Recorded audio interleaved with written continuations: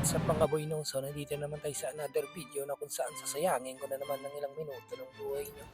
So bali ngayong umaga nga pala nakikita niyo syempre papasok ako sa school.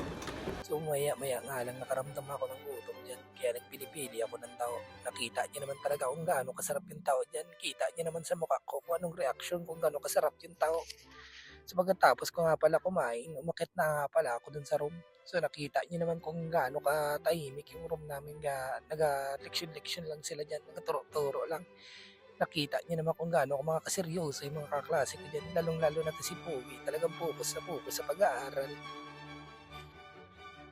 So bali, wala namang gaanong ganap sa iba pong subject, kaya hindi ko na siya piga-video. So wala namang gaanong gagawin, kaya nag-uwi-uwi na ako dahil mamaya-mayang gabi ay may biyahe na ako. Hindi ko alam ba't ganda yung boses ko. Pabay ko di. Alam mo ng Ilonggo, kuya. Patagalugin mo, kuya. Uno ka mango.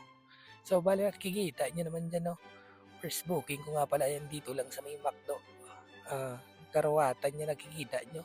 Kung gusto niyo dyan bumili, punta na kayo dyan sa may McDo. Uy, McDo, baka naman. So, pagkatapos nga niya, no? Ano pang gagawin? Siyempre, i-deliver yan dun sa customer.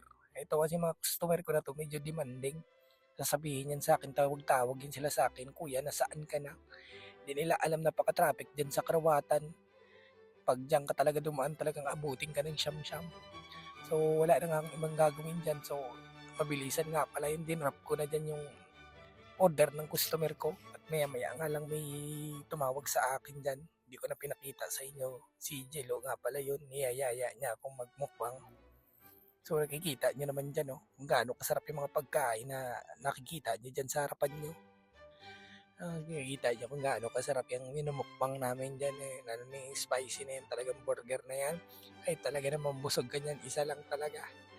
Disclaimer lang po, mukbang po ito, hindi po ito no show. Mukbang lang, tamang ano lang po kami dito, kain. Unahan ko na kayo. Mamaya may mag-comment na naman dyan na no show yan. Siyempre dahil di naman kami malamot, shoutout nga pala sa mga tropa namin na hindi nakatikim nito. Gawagan na nag-busy sila kaka-deliver. Shoutout nga pala kay Glenn na Pacquiao, tapos kay Zilong na Bading. Nakita niyo naman kung gaano kasarap yung price na yun, no? Kaunti na lang yun naman. So bali hanggang dito na nga lang tong video na to, no? Mabuhay kayo hanggat gusto nyo.